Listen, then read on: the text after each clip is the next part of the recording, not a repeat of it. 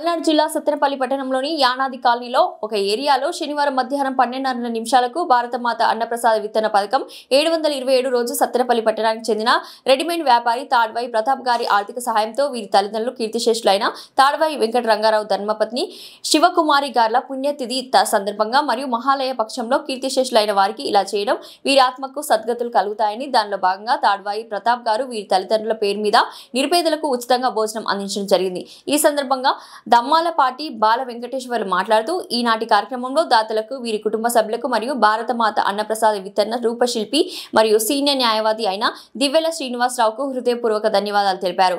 దివ్వెల శ్రీనివాసరావు మాట్లాడుతూ ఈనాటి కార్యక్రమంలో సేవలు అందించిన దమ్మాలపాటి బాల వెంకటేశ్వర్లు మరియు రుచికరమైన భోజనాన్ని అందించిన ఓగిపోయిన కొండలకు మరియు సేవలు అందించిన అందరికీ హృదయపూర్వక ధన్యవాదాలు తెలిపారు।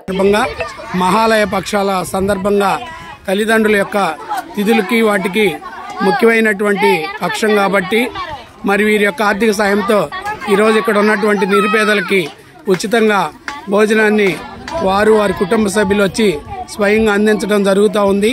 మరి భారతమాత అన్నప్రసాద వితరణ పథకం అనేది ఇలాంటి దాతల యొక్క దాతృత్వంతో జరుగుతూ ఉంది।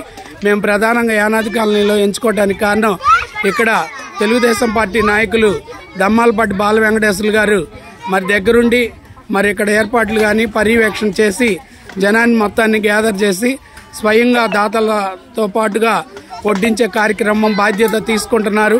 ఒక బాధ్యత కలిగినటువంటి వ్యక్తి ఉన్నటువంటి ఏరియాలో సేవా కార్యక్రమం చేయటం కూడా తేలిక కాబట్టి మేము కూడా ఈ విధంగా ముందుకు రావడం జరుగుతూ ఉంది।